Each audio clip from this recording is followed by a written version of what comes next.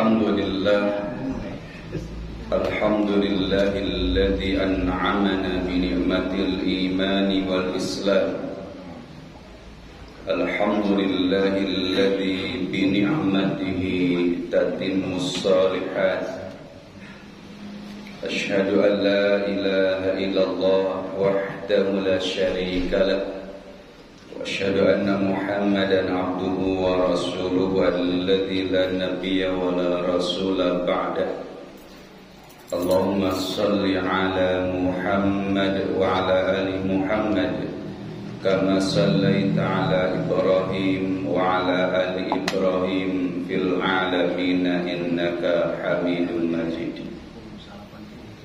فقال الله تعالى في القرآن الكريم أعوذ بالله من الشيطان الرجيم بسم الله الرحمن الرحيم قال الملأ من قوم فرعون إن هذا لساحر عليم صدق الله العظيم اللهم ارحمنا بالقرآن اللهم إنا نسألك علما نافعا ونعوذ بك من علم لا ينفع ربي زدنا علما وارزقنا فهما برحمتك يا أرحم الراحمين.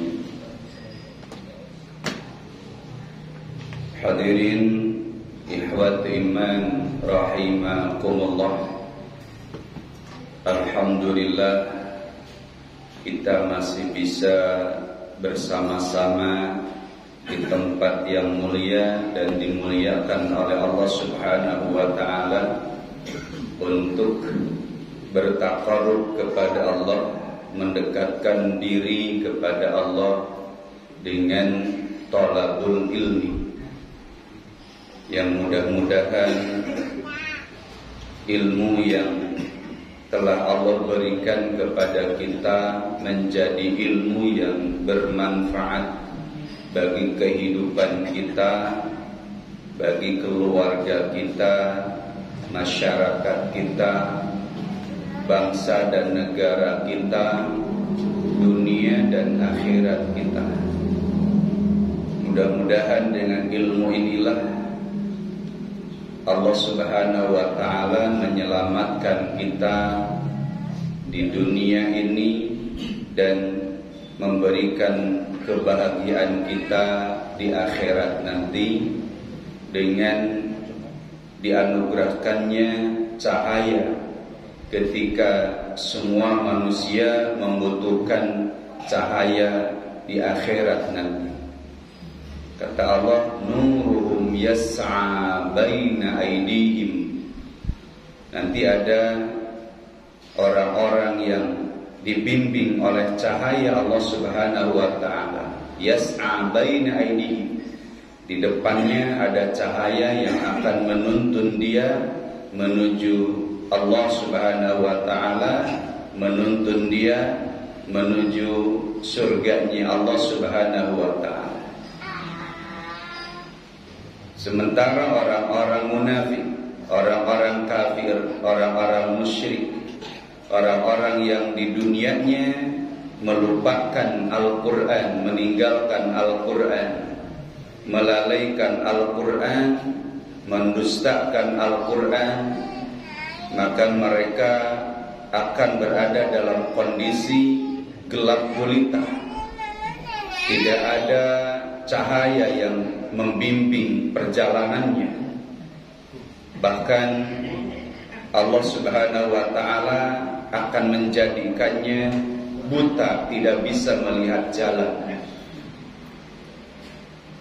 Wa man a'rada an dzikri fa inna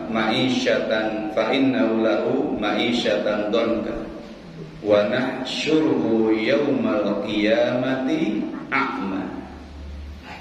Barang siapa yang berpaling dalam kehidupan dunianya dari Al-Quran, maka Allah akan jadikan kehidupan dunianya sempit, penuh dengan kebingungan, penuh dengan keputusasaan.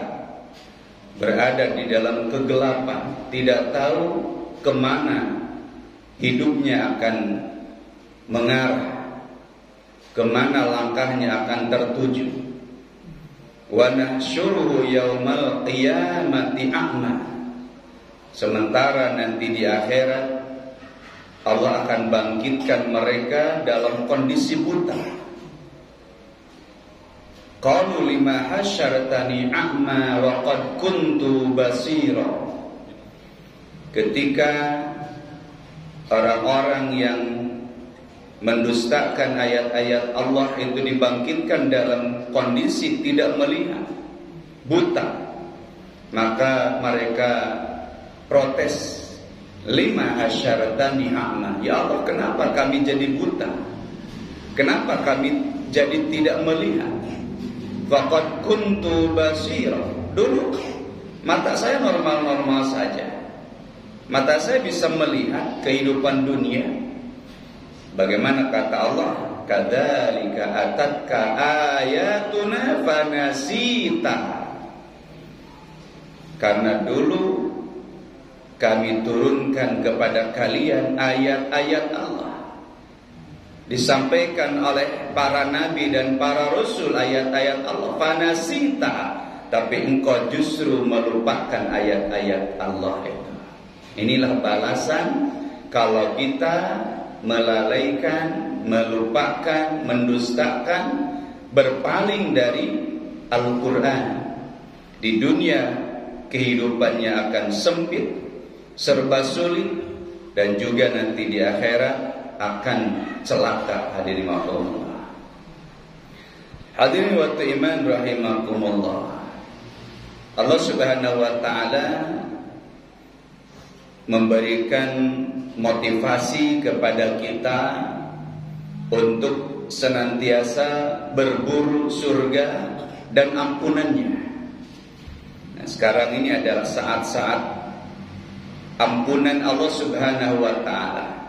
Maka kata Allah dalam surah Ali Imran ayat 133, wasari'u ila maghfiratin mir rabbikum wa jannatin. Jadi kita ini diperintahkan oleh Allah Subhanahu wa taala wasari, harus bersegera begitu. Harus mempercepat langkah kita. Jangan leha-leha, jangan nyantai. Untuk apa? Ila magfiratin, untuk meraih magfirah Allah Subhanahu wa taala, menuju ampunan Allah Subhanahu wa taala. Kata para ulama, yang dimaksud dengan wasari'u ila magfiratin dan wasari'u ila jannatin adalah bersegeralah melakukan amalan-amalan yang bisa mendatangkan ampunan Allah dan bisa mengantarkan kita ke surganya Allah Subhanahu wa taala. Itu maksudnya, bukan segera ke surga, bukan. Ya. Tapi bersegeralah menunaikan amalan-amalan yang baik, bersegeralah beribadah, bersegeralah melaksanakan perintah-perintah Allah. Karena itu bisa mendatangkan maghfirah dari Allah Subhanahu wa taala, ampunan dari Allah Subhanahu wa taala, wa jannatin, dan bisa mengantarkan kita meraih surga Allah Subhanahu wa taala. Jadi kalau ada peluang, ada kesempatan, ada waktu, maka bersegeralah untuk beribadah. Termasuk ketika ada panggilan suara azan dari masjid, bersegeralah. Karena itu akan mendatangkan ampunan dari Allah Subhanahu wa taala. Setiap langkah kita menuju masjid untuk menunaikan sholat berjamaah, maka setiap langkah itu akan menghapus dosa-dosa kita dan mengantarkan kita menuju surga Allah Subhanahu wa taala. Begitupun ketika kita sudah memiliki jadwal, agenda untuk ta'allum, untuk talabul ilmi, untuk tafaqquh fiddin, maka bersegeralah. Karena setiap langkah kaki kita menuju majelis ilmu itu bisa menghapus dosa-dosa kita dan mendekatkan kita dengan surganya Allah Subhanahu wa taala. Man salaka tariqan yaltamisu bihi ilman sahalallahu lahu tariqan ilal jannah. Berangkatnya kita ke majelis-majelis ilmu, majelis-majelis thalabul ilmi, tafaqquh fiddin, itu sebenarnya adalah langkah kita mendekatkan kita kepada pintu surganya Allah Subhanahu wa taala. Ini makna daripada wasari'u ila magfiratin mir rabbikum wa jannah. Segera. Oh, ini jadwal ta'lim. Oh, ini jadwal thalabul ilmi. Nah, itu bersegera tunaikan ya. Karena itu akan mendatangkan ampunan dari Allah dan mengantarkan kita ke pintu surga yang dijanjikan oleh Allah Subhanahu wa taala. Bersegeralah dalam kebaikan. Karena kematian itu tidak tahu. Kematian itu bisa datang kapan saja tanpa kita sadari dan tidak bisa kita hindari. Tidak disadari dan tidak bisa dihindari. Itulah kematian hadirin. Wa jaa sakratul maut bil haqq. Datangnya itu ya sebuah kepastian dan tidak bisa dinanti-nanti lagi. Maka dalam sebuah pantun disebutkan kayu jati pohon cempedak bikin sambal banyakin tomat. Ingat mati datangnya mendadak. Wahai diri, cepatlah tobat. Sebelum mati kita harus tobat, ya. Kata tersanes kenging ini orang hadirin, kayak ada mau nyaliran. Kita lanjutkan ke tadarus Quran kita, surat Al-A'raf ayat 109-114. Jadi profesi sampingan selain ngajar tafsir juga bikin pantun. Ayat 109 dan 100 sampai 114. Ini kisah Nabi Musa harus berhadapan dengan tukang sihir Firaun. Ya. Bagaimana perjalanan dakwah Nabi Musa harus berhadapan dengan kekuatan Firaun yang didukung oleh tukang-tukang sihir. A'udzu billahi minasyaitonir rajim. Qala ngomong al-mala'u para gegede min qaumi fir'auna ti kaum fir'aun inna hada saestuna ieu teh lasahirun estu tukang sihir alimun anu luhung ku ilmu yuridu mikahayang manehna ayyukhrija yen bakal ngaluarkeun kum kaaranjeun min ardikum ti bumi aranjeun famada mangka kumaha tak muruna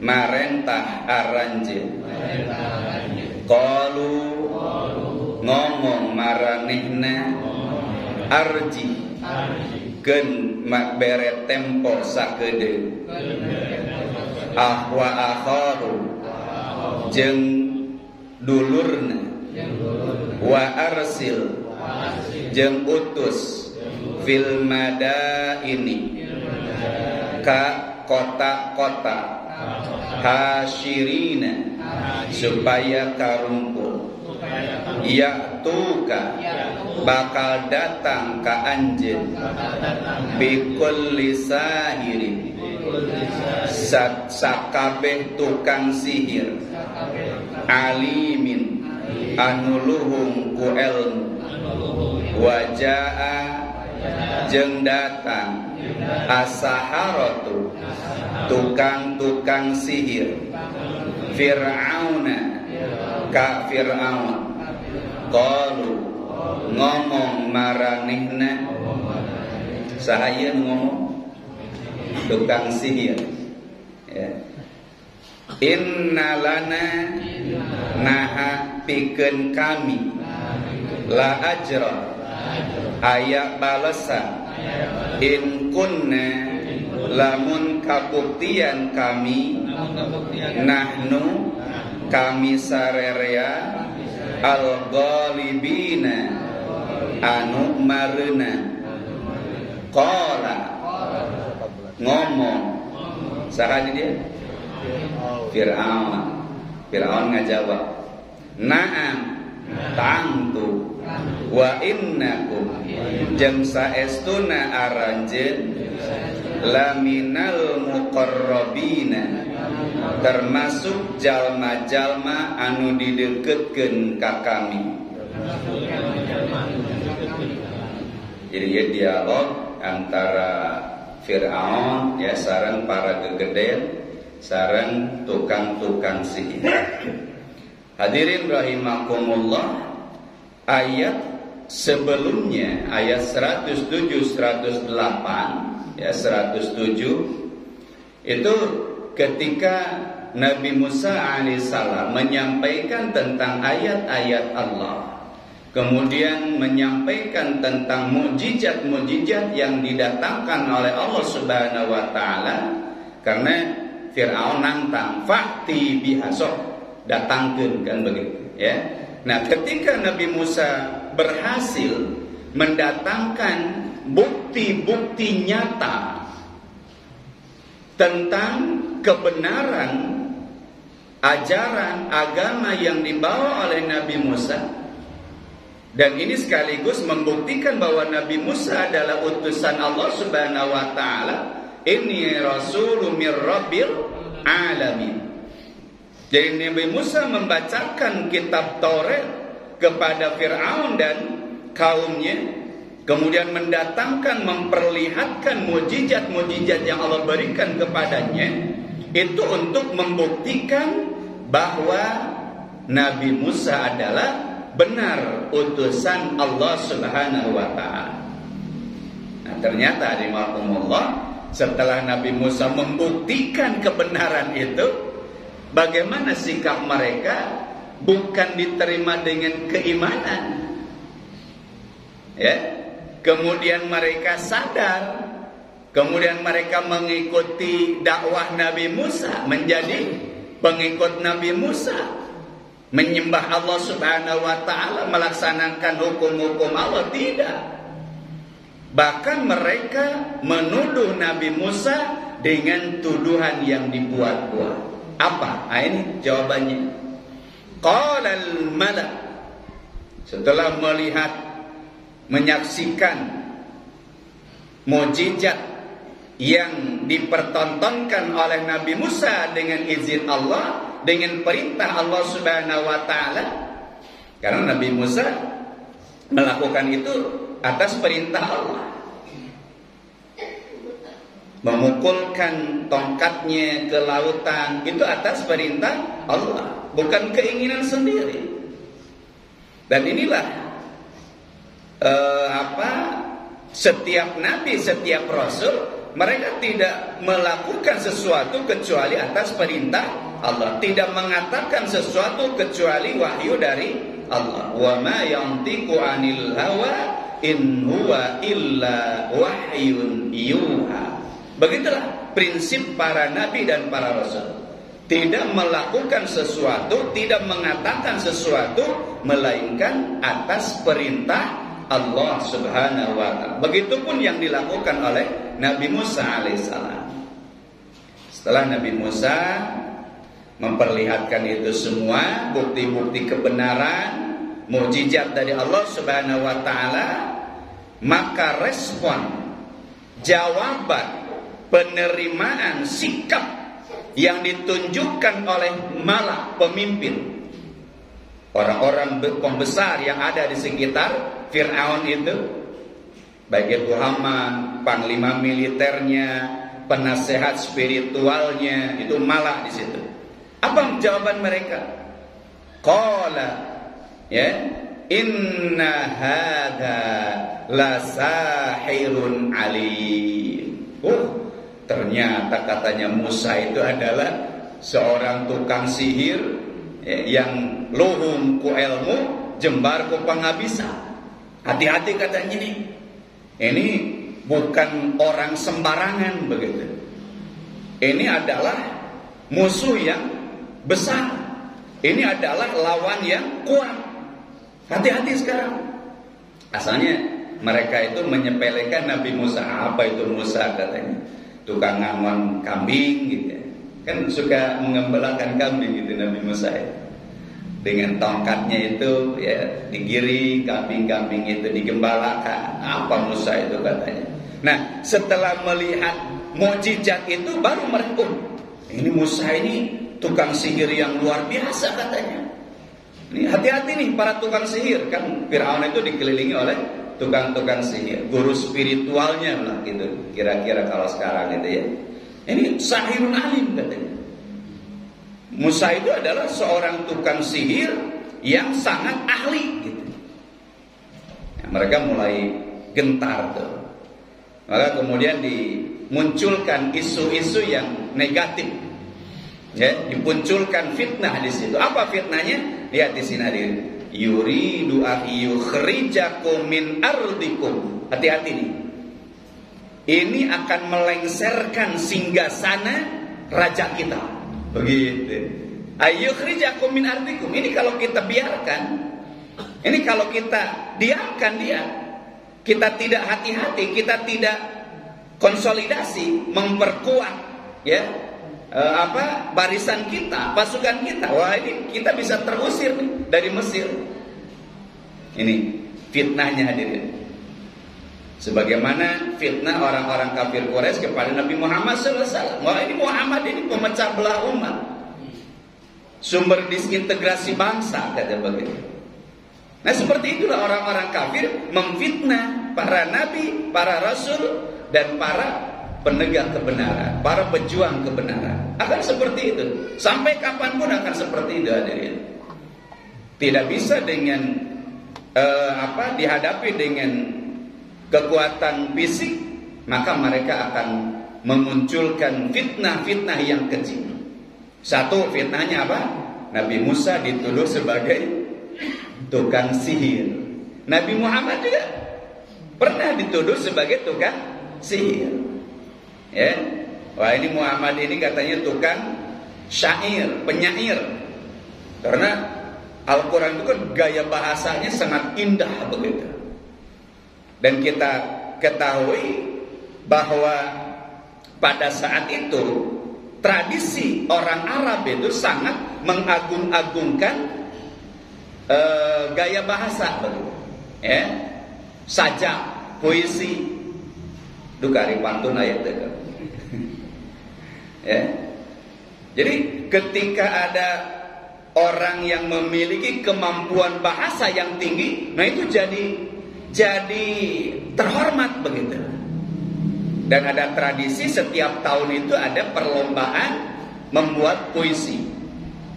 Pemenangnya untuk menghormati mereka itu ditempel puisinya di pintu Ka'bah.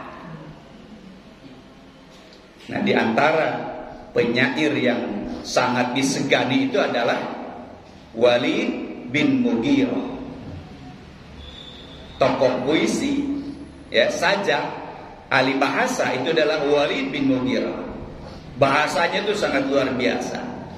Dan dia ingin menandingi bahasa Al-Quran, sehingga membuat surat-surat yang ingin menyaingi Al-Quran. Dia bikin surat Al-Fil. Al-Fil, wa ma adraka mal-fil, jismu kabir. Tahu nggak gajah itu? Gajah itu yang badannya gede. Tidak ada inti, cuma mensifati gajah saja. Berbeda dengan Al-Quran. Karena Al-Quran adalah wahyu dari Allah Subhanahu wa ta'ala, bukan rekayasa seorang manusia. Nah, ini yang membedakan bahasa Al-Quran dengan bahasa manusia. Nah, berbeda kondisinya di zaman Nabi Musa, hadirin. Di zaman Nabi Musa yang menjadi kebanggaan itu adalah sihir. Maka tukang-tukang sihir ini memiliki strata sosial tertentu.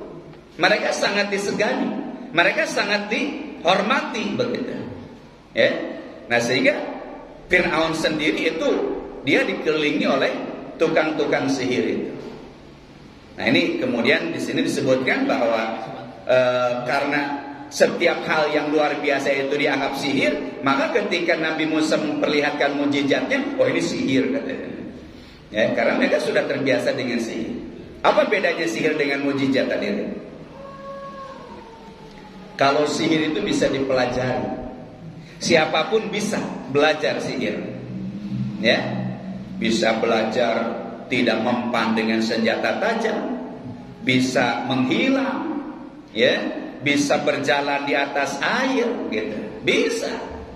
Ada ilmunya. Tapi jangan. Jangan, ya. Kalau jumhur itu sepakat bahwa belajar dan mengajarkan sihir itu termasuk bentuk kekufuran. Kalau madhab Imam Syafi'i, kufur dengan tafsir, kufur dengan rincian. Tidak semua sihir itu kufur, kata madhab Imam Syafi'i. Tapi kalau madhab yang lain itu secara umum, ya, sihir itu kufur. Dalilnya surah Al-Baqarah, wa ma kafara Sulaiman walakinna syayatina kafaru yu'allimuna an-nasa sihra.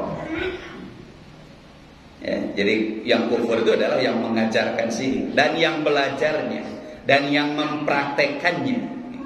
Itu hukumnya, dan nanti kita akan bahas tentang sihir, ya. Tapi bukan belajar sihir, ya. Minta misalkan aji pinasihan direret langsung kelepek-kelepek, bukan, ya. Tapi belajar tentang hukumnya seperti apa, sekilas saja. Nanti karena berikutnya juga masih tentang tukang sihir, ya, bicara tentang sihir. Nah, kalau mukjizat, harimakumullah, mukjizat itu adalah anugerah dari Allah Subhanahu wa taala yang diberikan kepada para nabi dan para rasulnya. Ya. Dan ini tidak melalui proses belajar. Nabi Musa tidak pernah tapak untuk mendapatkan mukjizat.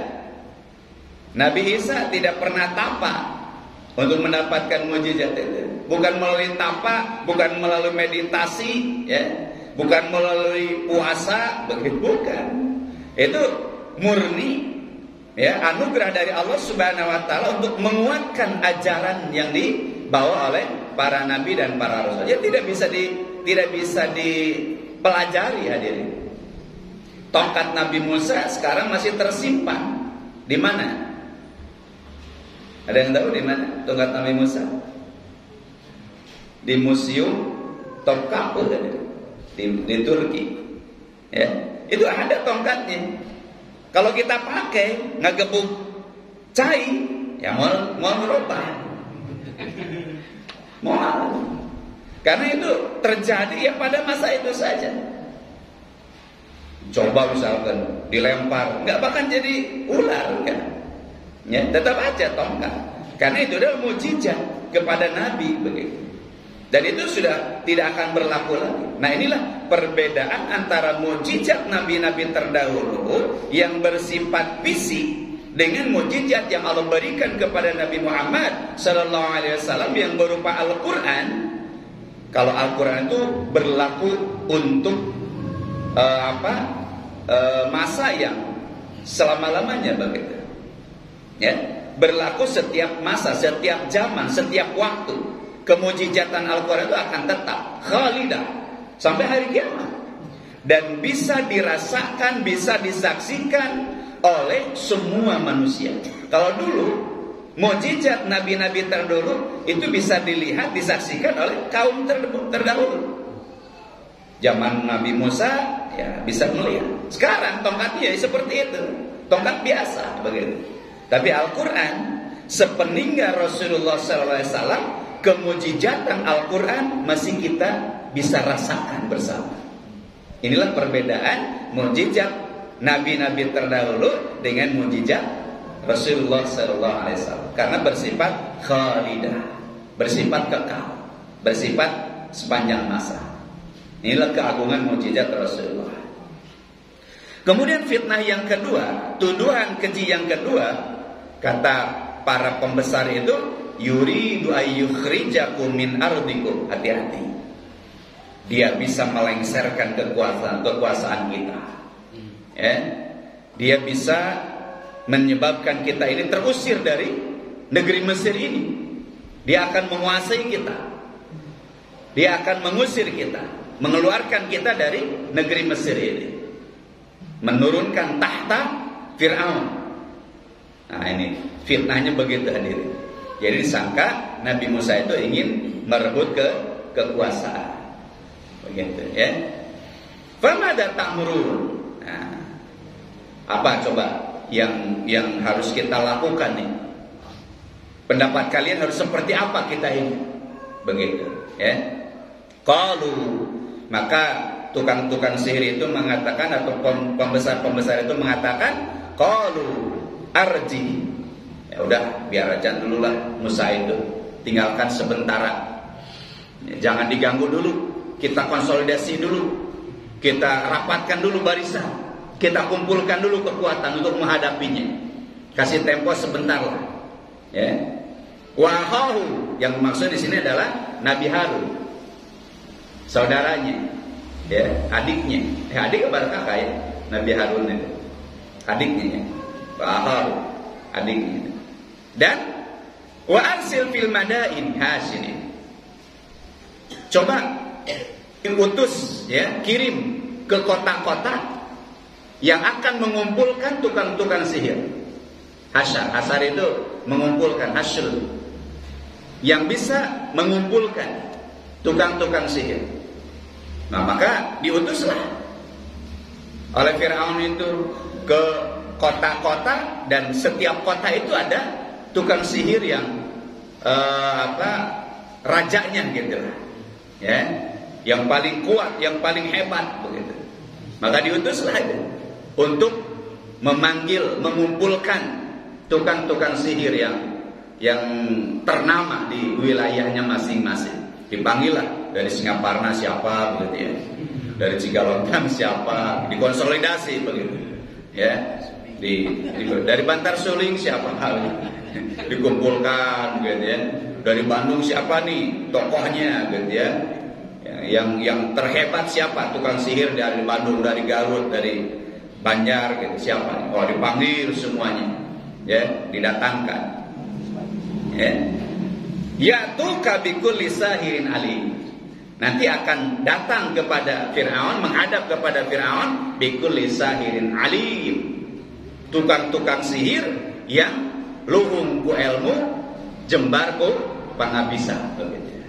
Jadi bukan sembarangan, bukan yang baru belajar, bukan ya, tapi yang sudah, wah ini pokoknya sudah kahot lah gitu, sacidum metu sawecang nyata gitu.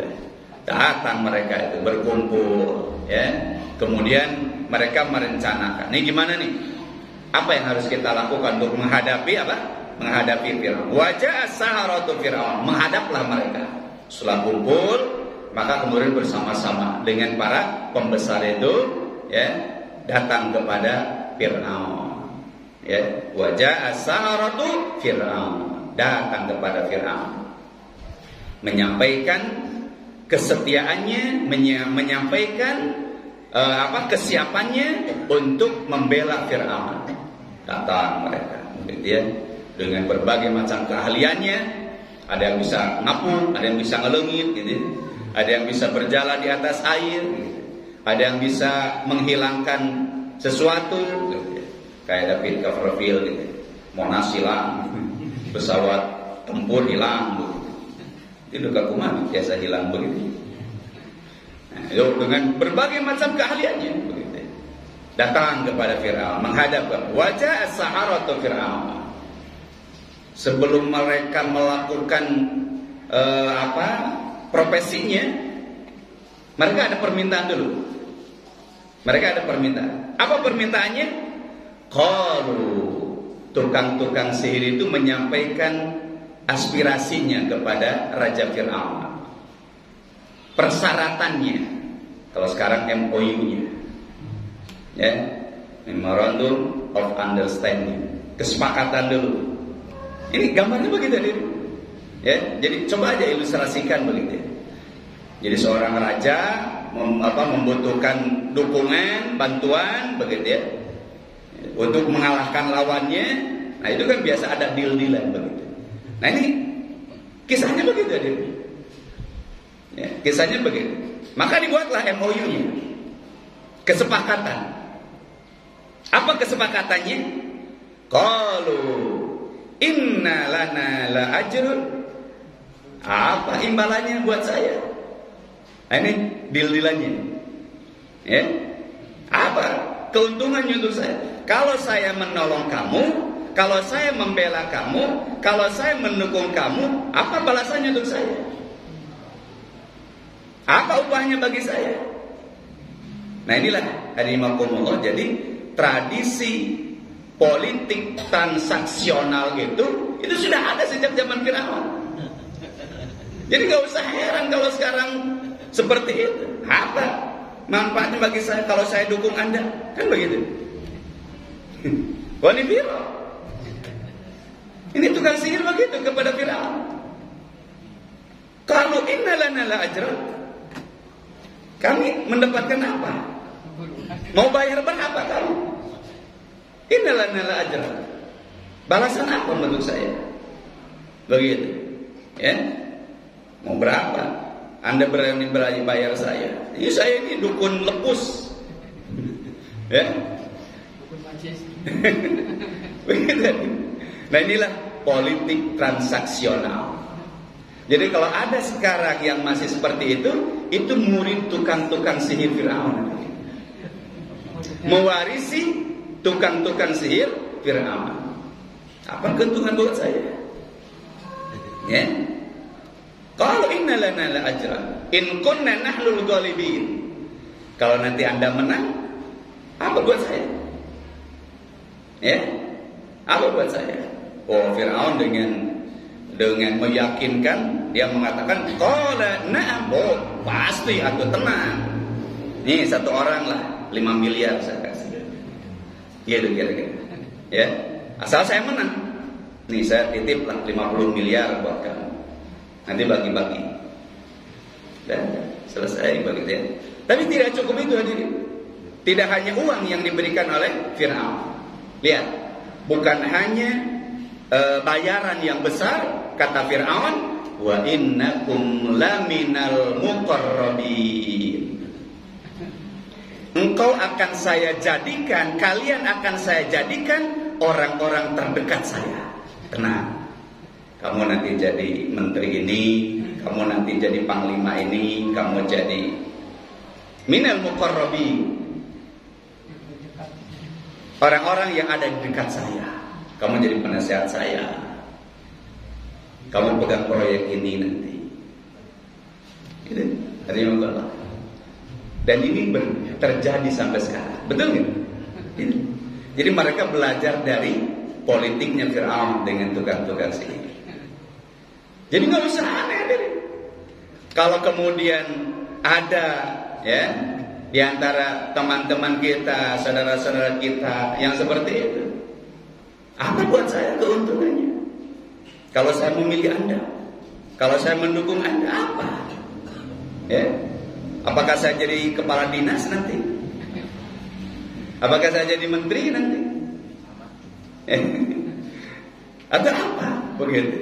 Nah inilah yang yang terjadi pada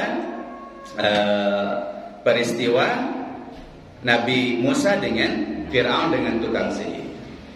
Jadi mereka mendukung Fir'aun itu, ya, membela Fir'aun itu karena ada sesuatu. Karena ada sesuatu. Kan ada istilah ini, tidak ada makan siang yang gratis. Nggak ada makan siang yang gratis. Pasti ada sesuatu yang diinginkan. Ya. Nah inilah gambaran hadirin rahimakumullah ya, politik yang dilakukan oleh Fir'aun dengan orang-orang pembesar yang ada di sekitar itu, termasuk dengan apa, tukang-tukang sihir. Tapi kemudian nanti tukang sihir ini tersadar, oh iya saya ini keliru, telah mengambil jalan yang keliru. Maka kemudian mereka akhirnya berpihak kepada Nabi Musa alaihissalam. Tukang-tukang sihir itu nanti berbalik kepada Nabi Musa, menjadi pendukung Nabi Musa alaihissalam karena mendapatkan hidayah dari Allah Subhanahu wa taala. Jadi alimakumullah bahwa kemarin disampaikan orang-orang kafir itu ya, orang-orang yang di dalam hatinya malah begitu ya, para pembesar itu memiliki biasanya sifat sombong. Dan kesombongan inilah yang akan menghalangi kita dari kebenaran-kebenaran itu. Begitu pelajarannya. Ya. Padahal mereka sebelumnya apa? Sebelumnya mereka meminta kepada Nabi Musa alaihissalam, coba Musa, kalau kamu memang benar-benar utusan Allah, coba datangkan bukti-buktinya kepada saya, kepada kita. Maka disampaikanlah bukti-bukti oleh Nabi Musa itu. Apa yang Allah sampaikan di dalam kitab Taurat disampaikan. Kemudian apa yang diberikan oleh Allah berupa mujizat-mujizat kemudian sudah diperlihatkan. Tapi justru apa sikap mereka? Malah Nabi Musa dituduh sebagai sahir, tukang sihir. Hati-hati nih, nanti kalian akan disihir ya. Kalian akan dicelakakan. Bahkan tidak cukup itu dirimakumullah, bahkan mereka menuduh Nabi Musa sebagai orang yang akan meruntuhkan tatanan kekuasaan Fir'aun dan teman-temannya. Hati-hati katanya. Nabi Musa itu sedang membuat makar, rencana untuk menggulingkan kekuasaan Fir'aun. Maka itu disampaikanlah oleh tukang-tukang sihir itu, oleh pembesar-pembesar itu kepada Fir'aun. Dan kemudian nanti akan lahir ya impres, instruksi presiden ya, Fir'aun itu sebagai presiden ya, impres apa? Setiap laki-laki ya itu harus dibunuh dan perempuan biarkan hidup, karena perempuan mau demo begitu. Kalau laki nusuk demo, maka dibiarkanlah perempuan yang asal yang lahirnya adalah perempuan, jadi biarkan, tidak diganti. Kalau yang laki-laki, nah dihabisi, gitu, ya. Itu sebuah sebuah aturan, sebuah undang-undang yang paling zalim pada saat itu, ya. Nah ini untuk apa? Untuk menjaga kelanggengan kekuasaannya. Apapun akan dilakukan hadirin. Fir'aun ya, mereka itu melakukan apa saja untuk menjaga kekuasaannya, melanggengkan kekuasaannya. Begitulah ya, orang-orang zalim itu seperti itu. Dan ini jadi pelajaran bagi kita semua ini, bahwa Al-Quran itu adalah pelajaran yang sangat berharga bagi kita. Ya, Al-Quran membicarakan semuanya itu. Ya, maka fa'tabiru ya ulil absar, kata Allah. Ambillah pelajaran oleh kita tentang bagaimana kehidupan manusia itu. Ya, bagaimana kehidupan para penguasa-penguasa yang sombong, bagaimana kehidupan para nabi dan rasulnya, bagaimana kehidupan orang-orang yang dijamin surga oleh Allah Subhanahu wa taala, itu sangat nyata di dalam Al-Quran itu. Ya, sangat nyata. Bagaimana penguasa yang soleh, misalkan Nabi Sulaiman, Nabi Yusuf, begitu ya. Bagaimana mereka ini menghadirkan kemaslahatan, kebaikan bagi umatnya, bagi rakyatnya. Kemudian juga ada penguasa-penguasa yang zalim, yang memperbudak masyarakat, rakyatnya. Namrud, kemudian Fir'aun, begitu ya. Itulah fakta kehidupan. Dan ini akan berlaku untuk sepanjang masa ini. Ya. Quran itu otentik. Quran itu selalu apa? Selalu otentik. Quran itu selalu relevan, selalu sesuai untuk semua jamaah. Itulah Al-Quran. Al-Quran bukan untuk kehidupan masa lalu saja, ya. Tapi Al-Quran itu adalah pedoman untuk sepanjang masa. Sampai kapan? Sampai kehidupan manusia ini, sampai peradaban manusia ini selesai. Begitu. Ya, Al-Quran akan terus sesuai dengan kehidupan manusia. Karena Al-Quran memang diturunkan oleh Allah, ya.